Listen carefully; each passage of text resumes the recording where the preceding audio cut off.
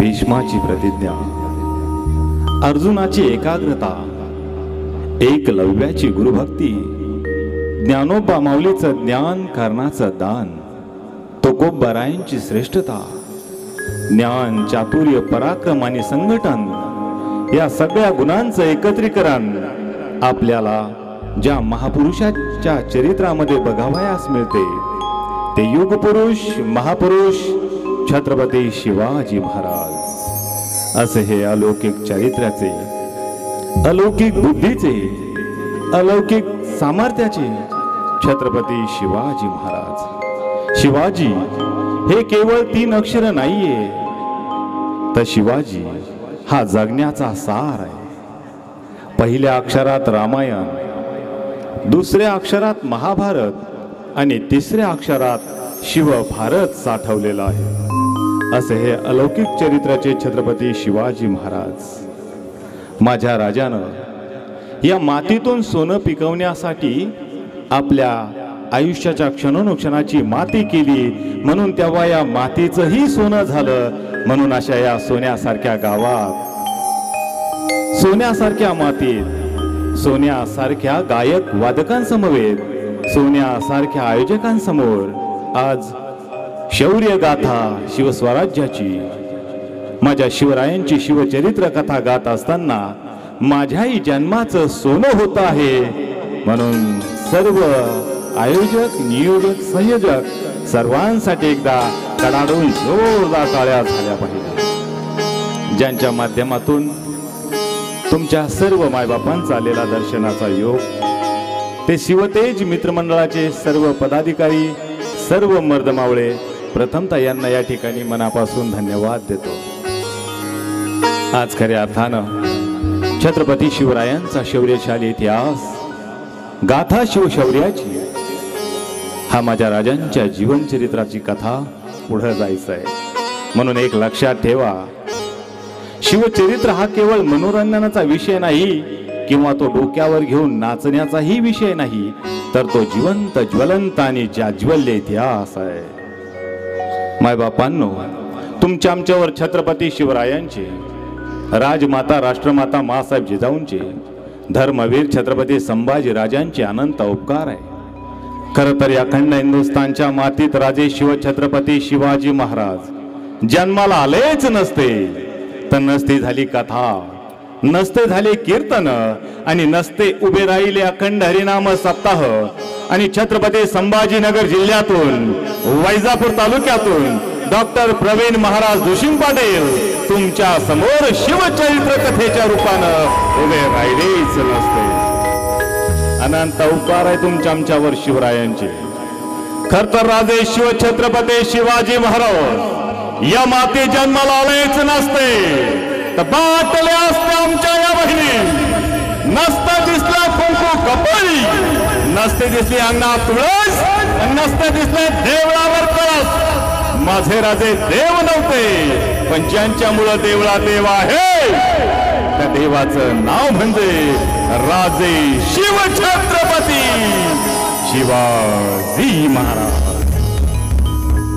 खरं तर रामायण हे नंदादीपासारखं आहे, महाभारत हे विजेसारखं आहे आणि शिवभारत हे वादळासारखं आहे। माणसाने कसं जगावं हे तुम्हा आम्हाला रामायण शिकवतं, माणसाने कसं मरावं हे तुम्हा आम्हाला श्रीमद भागवत शिकवतं, पण राष्ट्रासाठी माणसाने कसं जगावं हे छत्रपती शिवरायांचं चरित्र शिकवतं। आणि राष्ट्रासाठी, धर्मासाठी कसं मरावं हे तुम्हा आम्हाला धर्मवीर छत्रपती संभाजी राजांचं चरित्र शिकवतं। आणि म्हणून थंड पडलेल्या रक्ताला बंड करून उठण्यासाठी महाराज आज तुमच्या तरुण तडफदार मर्द मावळ्यांना गरज आहे ती तुमच्या चरित्र कथेची। म्हणून आज या पावन पुण्यभूमी खेडले नगरीमध्ये महाराज आपल्या जन्मोत्सवाचं औचित्य साधत या मर्द मावळ्यानं आपल्या चरित्र कथेचं धर्म कीर्तन या पावन पुण्यभूमी खेडले, तालुका दिंडोरी, जिल्हा नाशिक या ठिकाणी मांडलेला आहे। म्हणून आपण सर्व महाराजांना विनंती करूया की महाराज आपण यावं आणि या भव्य सिंहासनावर विराजमान व्हावं. आज महिलांची संख्या भरपूर आहे माझ्या माता भगिनींची, आणि पुरुष मर्द मावळ्यांची संख्या भरपूर आहे. पण आज माय मावल्यांनो, मला तुमचा आवाज बघायचा आहे, फक्त तुमचा आवाज. छत्रपती शिवाजी महाराज की. आवाज कसा आला पाहिजे महाराज? प्रमोद सर, ही माऊली साधी नाही, साधी माऊली नाही. ज्या ज्या वेळेस धर्माला ग्लानी येते, त्या वेळेस केवळ इथली मनगटच नाही, इथल्या बांगड्या सुद्धा सुटतात. हा इतिहास या मातीचा. त्या ह्या माऊल्या, त्या मातीत तुम्ही आम्ही जन्माला आलेलो आहोत. कोणती माती ही? साधी माती? साधी माती नाही. मग कोणती माती? अरे मराठ्यांच्या रक्ताने लाल झालेली महाराष्ट्राची माती. अफजल पुढे झुकली नाही, हीच माझ्या शोभाची छाती. याच माती धर्मवीर छत्रपती संभाजीराजांसारखा वीर झाला खरा हिरा. अरे मरंजाच्या तमशेरीवर तोच मर्द मराठा खरा, तोच मर्द मराठा खरा. छत्रपती शिवाजी महाराज की. धर्मवीर छत्रपती संभाजी महाराज की.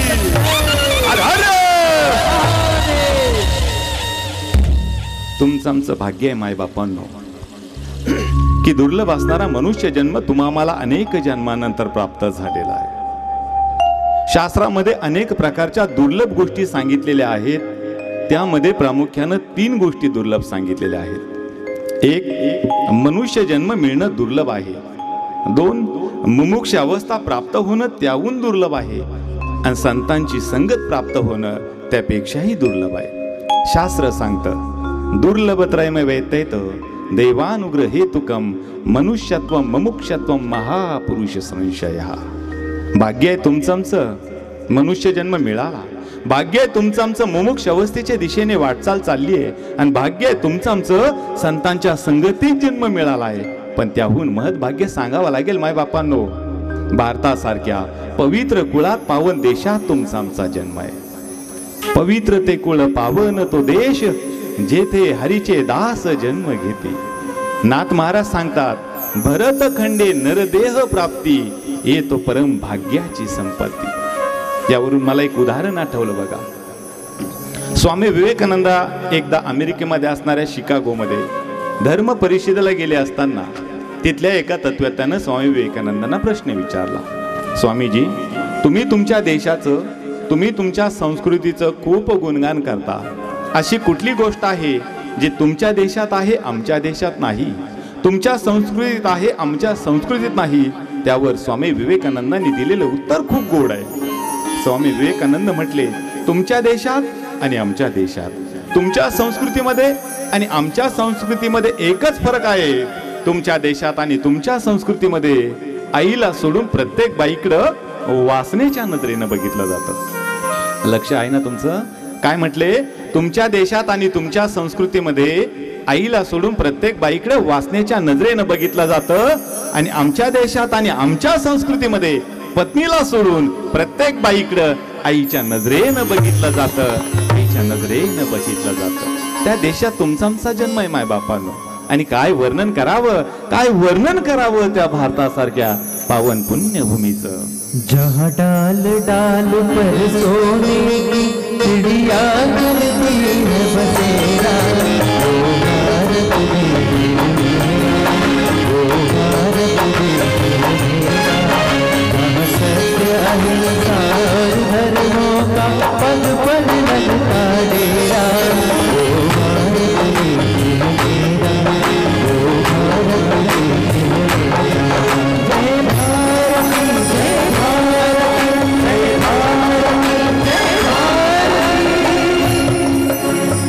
अशा या पावन पुण्य भारतात तुमचा आमचा जन्म झालाय.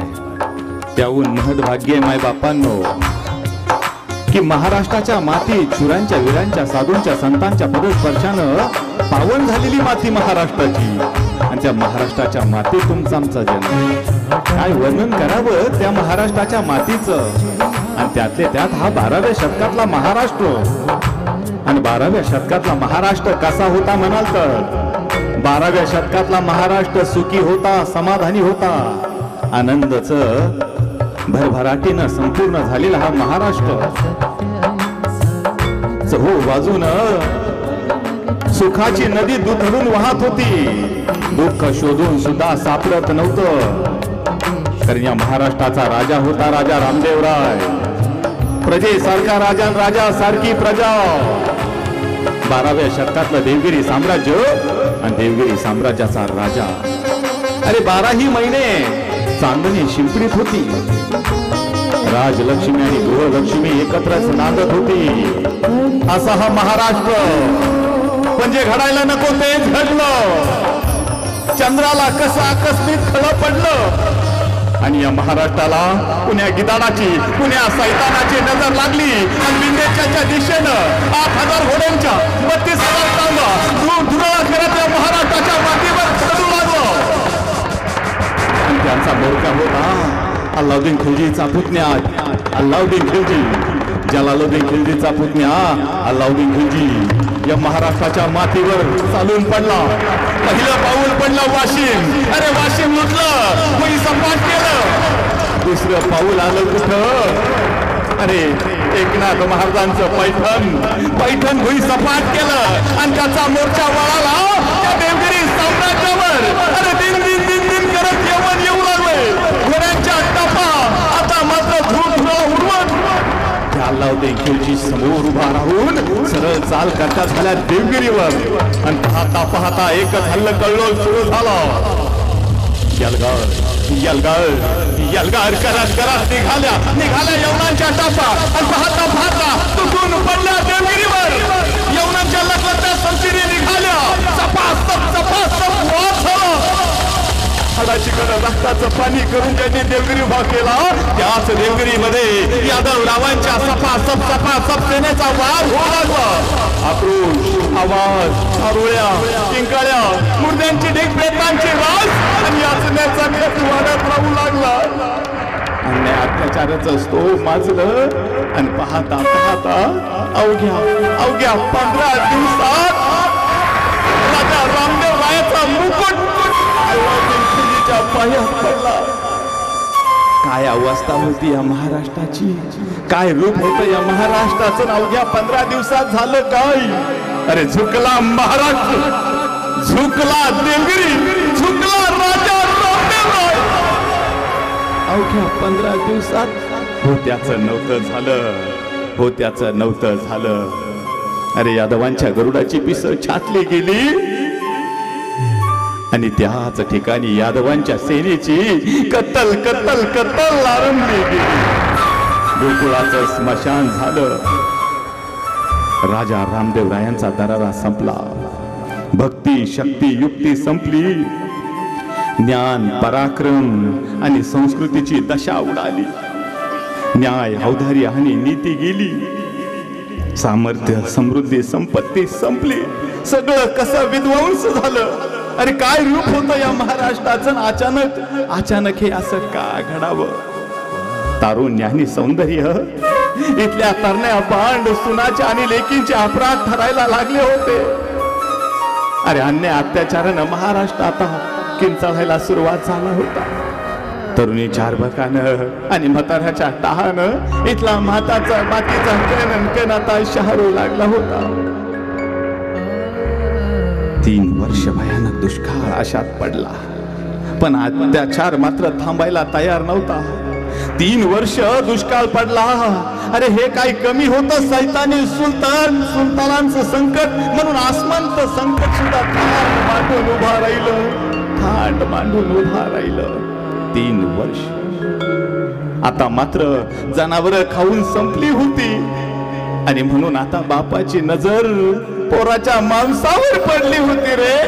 पोराच्या मांसावर पडलेली होती.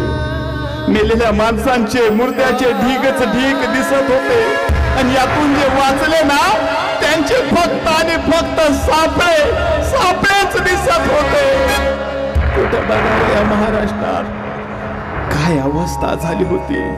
पण अशा अवस्थेत मात्र एका नाथांचा श्वास अंत करण्यातला भडकलेल्या अग्नीला फुंकर घालत होता आणि त्यांच्या डोळ्यातून जणू लाव्हाच वाहत होता. त्यांच्या अंतःकरणातला आक्रोश आता गगनाला भिडला होता. आता नियतीचाही मात्र संयम सुटला होता. ज्ञानातला अंगार आता मात्र मनातला अंगार एका ठिकाणी एकवटला गेला आणि शांती ब्रह्म एकनाथांच्या मुखातून प्रगटला. आई दार उघड, दार उघड आई, दार उघड, दार उघड आई, दार उघड. मग उघडलं का? उघडलं त्या मातेनं दार.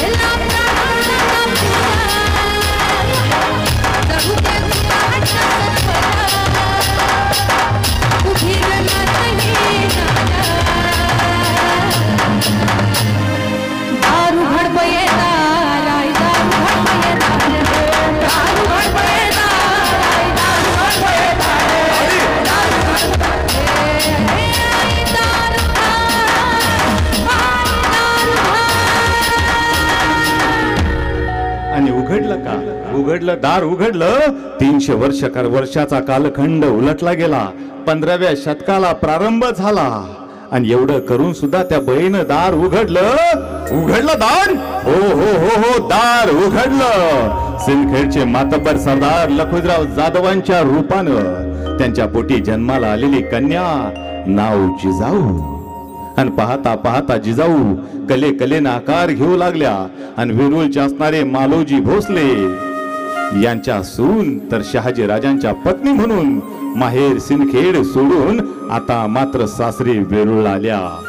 दिवसामागन दिवस जाऊ लागले आणि पाहता पाहता अनेक गोष्टी मासाहेबांच्या कानावर पडायला लागल्या.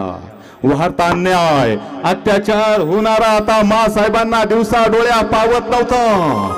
जिकडून तिकडून अन्याय अत्याचाराचं स्तोम माजलं होतं. कोण वाचविल यातून? कोण वाचविल? वाचवणार नव्हतंच कुणी. आणि अशाच वेळेस घडून एक घटना घडली. एके दिवशीचा तो प्रसंग आहे. निजाम शहाचा दरबार तुडुंब भरला होता. लखुजीराव जाधव आणि जावई शहाजीराजे निजामशाहीच्या दरबारात एकाच ठिकाणी चाकरीला होते. दरबार संपला आणि प्रत्येक जण आपापल्या घराच्या दिशेने जायला निघाला. वाड्याच्या दिशेने निघाला, महालाच्या दिशेने निघाला. कुणी म्यान्यात बसलं, पालखीत बसलं, कुणी अंबारीत बसलं. अरे घोड्यावर टाच मारून आता प्रत्येक जण आपापल्या महालाच्या दिशेने निघाला. लखुजीराव जाधव यावेळेस बरंच दूर अंतर कापून गेले होते आणि माग मात्र गोंधळ तसाच चालू होता. आणि अचानक खंडागळ्याचा हत्ती पिसळला. अरे पाहिल त्याला पकडू लागला, तोंडे धरू लागला आणि पाहता हैदोस पडला. चिर चिर चिर करत खंडागळ्याचा हत्ती मधबसवला गेला. अरे डोक्यावर पाय ठेवावं आणि एखादं फटाकं फुटावं तसं फटकलीशी मस्त फुटायला लागलो. बलगडीवर पाय पडायचा, ककड्या बलग्या मुगळकड्या मोडायच्या.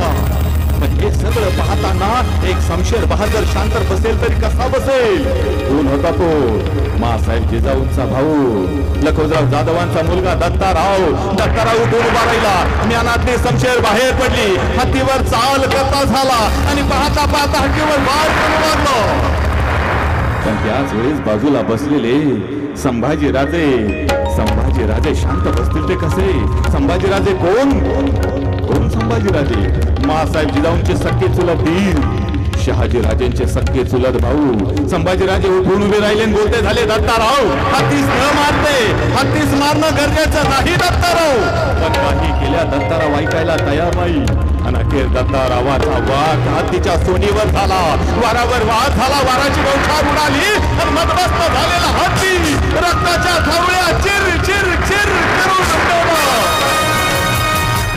संभाजीराजानं पाहिलं, संतापानावर झाला. दत्ताराव, काय गुन्हा केला?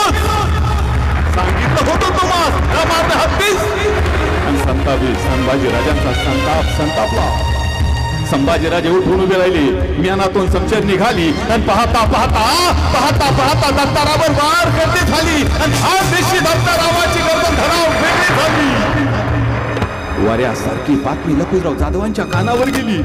सर्व दिवशी लखुजराव जाधव माघारी फिरले. पाहतो तर काय माझा लाडका पुत्र रक्ताच्या थरुळ्यात मारला. कुणी मारला? भोसल्याचा संभाजी. आणि पाहता लखुजराव जाधवांच्या अंगात प्रलय भैरवाला संचारला झाला. डोळे लालबुंद झाले, विषा फुटफुटल्या. समशेर तळातली शोधू लागली आपल्या लेकाच्या मारेकऱ्याला. कोण आहे तो? समोर दिसला कोण? स्वतःचा सख्खा जावई शिवाजीराजे लढताना पहिला वाद झाला.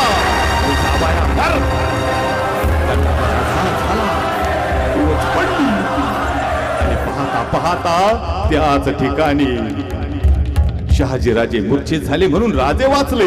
नाहीतर स्वतःच्या हातानं आपल्या लेकीचं कुंक पुसलं गेलं असतं. स्वतःच्या हातानं आपल्या लेकीचं कुंक पुसलं गेलं असतं. शोधित होते नजर संभाजीचे. लढताना संभाजी राजा पाहिला. समशेर म्याद झाली. पाहता निघाली आणि संभाजी राजांच्या घुसली छापलं गेली. तशीच निघाली बाहेर.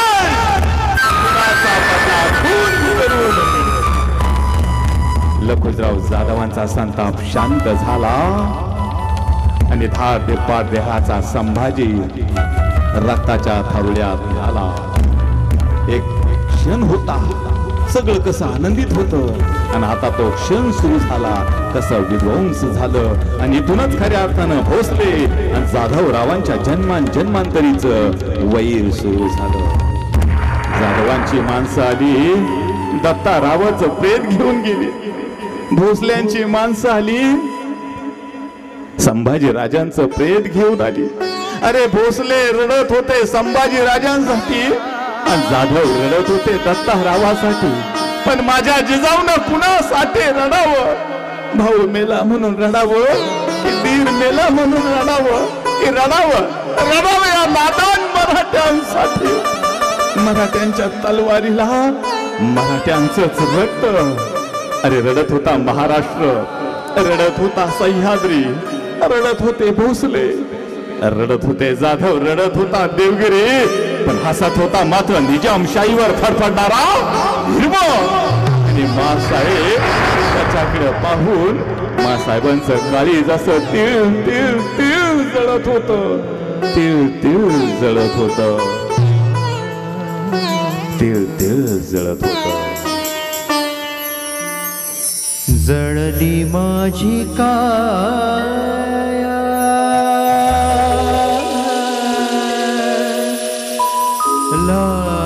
लागला वनावा.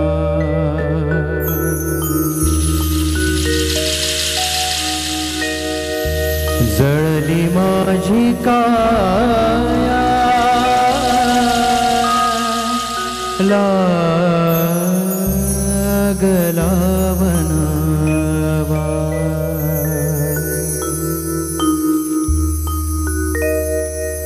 मासाहेबांचं काळी जसं तिळ तिळ तिळ जळत होतं.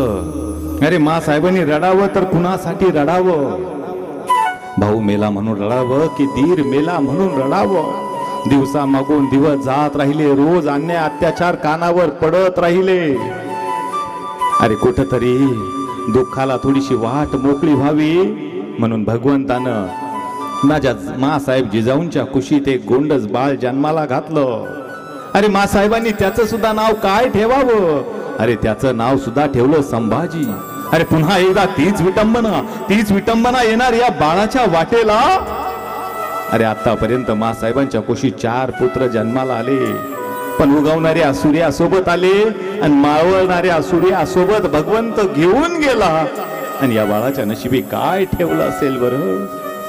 अन्य अत्याचार धर्माचं स्तोम चालू झालं. अशातच शहाजी राजानं निजामशाही सोडली आणि आदिलशाहीची चाकरी स्वीकारली. 4 वर्ष शहाजी राजे हे आदिलशाहीच्या चाकरीत राहिले आणि आता मात्र निजामशाह मरण पावला. आणि संधी साधली माझ्या शहाजी राजानं पुन्हा एकदा स्वराज्याचा डाव आखावा आणि म्हणून शहाजी राजे आदिलशाही सोडून निजामशाहीत आले. पेमगिरीवर लहानशा मूर्तिजाला गादीवर बसवलं आणि वजीर झाले. स्वराज्याचा डाव शहाजी राजे आखू लागले. पण त्याच वेळेस मोगलशाही आणि आदिलशाहीने एकत्र आक्रमण केलं. पण त्यांनाही माझी राजे शहाजी राजे भारी पडत राहिले आणि शेवटी दोघांनी संगनमत साधलं आणि निजामशाही बुडवली. आणि आता मात्र शहाजी राजांचा नाईलाज झाला. आज याची चाकरी तर उद्या त्याची चाकरी. रक्त मिळण्या सांडल्याशिवाय सांगा ना कशी मिळणार होती जहागिरीची भाकरी. आणि शहाजी राजे पुन्हा एकदा नाईलाज तो आदिलशाही चाकर म्हणून बनले. पण त्याच वेळेस आदिलशाह विचार करता झाला, ये सिवा बगावत खौर है, अगर इसे यहाँ रखा जाएगा तो फिर से बगावत करेगा. आणि जवळ असलेल्या खवास खानाला बादशाह बोलता झाला, क्या किया जाए वजीर, क्या किया जाए, अगर शहाजी को यही रखा जाएगा तो फिर से बगावत करेगा. क्या किया जाए. तसा वजीर बोलता झाला, हुजूर इसे यही रखना मुनासिब नहीं होगा, इसे कर्नाटक भेजो. तसा बादशाह बोलता झाला, बावत करू इसे कर्नाटक ही भेजा जाए, लिखा फरमान. आणि पाहता पाहता फरमान निघालं. शहाजी राजांच्या हातात कळलं. कुपे चाकण पुणे इंदापूर आणि छत्तीसगावची जहागिरी शहाजी राजांकडे वडलोपार्जी चालत आलेली आणि आदिलशाहीनेच ती दिलेली. पण शहाजी राजानं बगावत केली म्हणून त्यानं ती पुण्याची जहागिरीची राख रांगोळी केली. पत्र हातात पडलं आणि आता मात्र शहाजी राजांना कर्नाटक प्रांती रवाना व्हायचंय. यावेळेस मासाहेब जिजाऊ 5 महिन्याच्या गरोदर आहे. शहाजी राजे विचार करते झाले. अशा अवस्थेत अवघडलेल्या अवस्थेत राणीसाहेब जिजाऊंना कुठं ठेवावं. अरे एकही स्थान आता सुरक्षित उरलं नव्हतं. जिकडून तिकडून अन्य अत्याचार धर्माचं स्तोम माजलं होतं. एकूण आदिलशाह, एकूण निजाम, एकूण मोगल, सिद्धी, डच, इंग्रज, पोर्तुगीज या महाराष्ट्राच्या उरावर थाई नगा नाच करत होते. शहाजीराजे मासाहेब यावेळेस परांड्यात माहुली किल्ल्याजवळ आहे आणि म्हणून शहाजीराजे विचार करू लागले कुठं ठेवावं. आणि त्याच वेळेस शहाजी राजांच्या डोळ्यासमोर उभा राहिला जुन्नर मावळा ताजाबाचा गड शिवनेरी. आताही बाजूला प्रशांत मंदिर आहे. दर्या डोंगऱ्याचा आहे, खड्या कपारीचा आहे, काट्या कुपाट्याचा आहे, झाडा झुडपाचा आहे. अरे नाना घाटांनी गजबजलेला वाघांची गस्ती आणि काळ्या भोर मातीत विराजमान झालेला गड शिवनेरी. गडाचे गडकरी विजयी शुद्धजी विश्वास. शहाजी राजांचे स्नेही म्हणजे थोरले पुत्र संभाजी राजे तत्कालीन परिस्थितीत 7 वर्षाचे. त्यांचे ते सासरे व्याहीच आणि मासाहेबांची रवानगी शिवनेरी किल्ल्यावर केली आणि शहाजी राजे संभाजी राजांना घेऊन कर्नाटक प्रांती रवाना झाले. दिवसा मागून दिवस जाऊ लागले आणि मासाहेबांनी शिवाई देवीस रोज मंदिरात पूजाला जावं. धूपदीपांचा सुगंध दरवळू लागला. देवीची पूजा करावी, प्रार्थना करावी, साकडं घालावं त्या देवीला. रोज उठावं आणि रोज अन्य अत्याचाराचा स्तोम कुठल्या ना कुठल्या बाबतीतून कुणी ना कुणी गडावर घेऊन यावा. आणि एके दिवशी मासाहेब अशाच शिवाई देवीच्या मंदिरात पूजेला बसले असताना आणि अचानक दूरवरून कुठून तरी केविलवाणी किंचाळी मासाहेबांच्या कानावर पडली. आई ग! आई! वाचवा! कोणीतरी वाचवा मला! आणि त्या आवाजाने मासाहेबांचं काळीच लवाऱ्याच्या भात्यासारखं धडधडू लागलं. मासाहेबांचं काळी धडधडू लागलं. कुणाचा असेल आवाज, कोण असेल बरं ती लेकरू. आणि मासाहेब उठल्या, धावत दिंडी दरवाजा जवळ निघाल्या. पण त्याच वेळेस गडाचे गडकरी विजय शुद्धजी विश्वास यांच्या धर्मपत्नी लक्ष्मीबाई मासाहेबांसामने आल्या. आडवा हात केला आणि मासाहेबांनी म्हणाल्या, कुठे निघाला साहूसाहेब. आणि मासाहेबांनी म्हणावं, लक्ष्मीबाई बाजूला व्हा.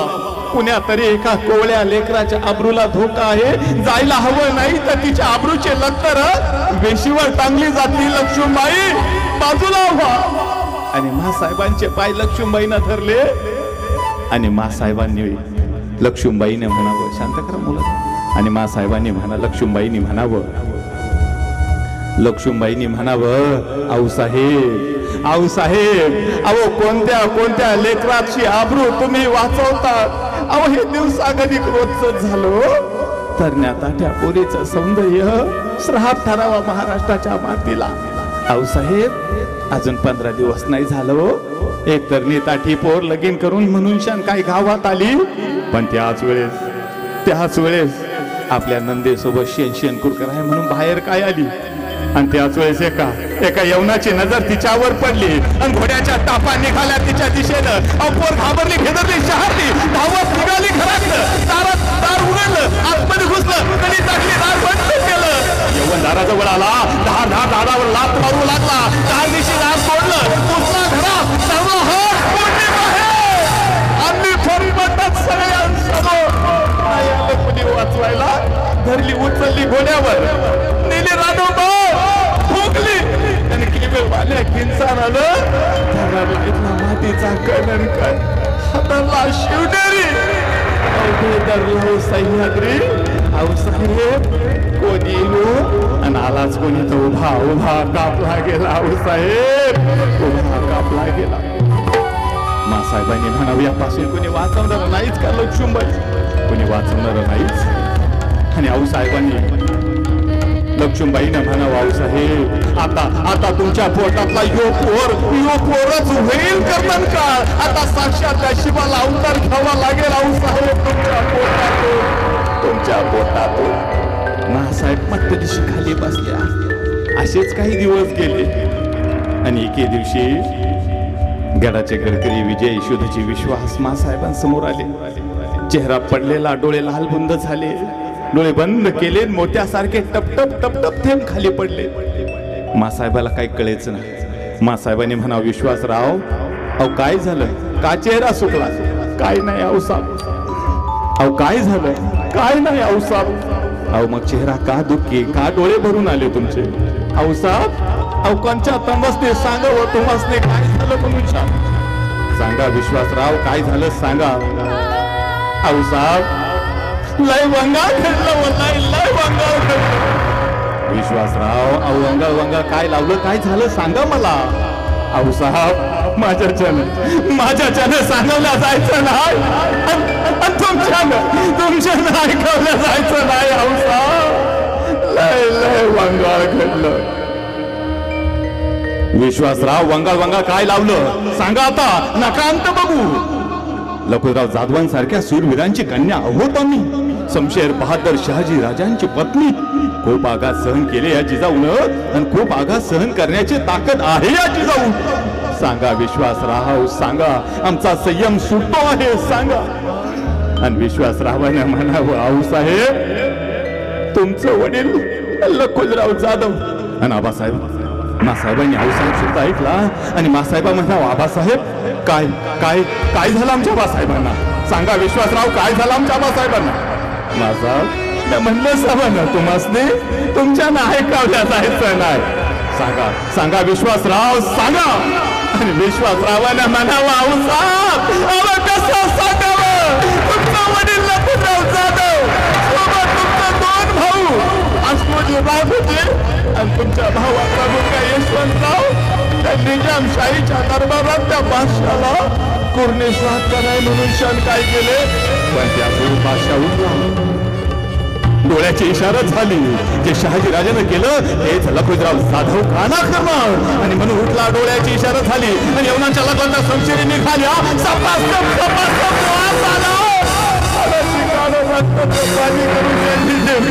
गेला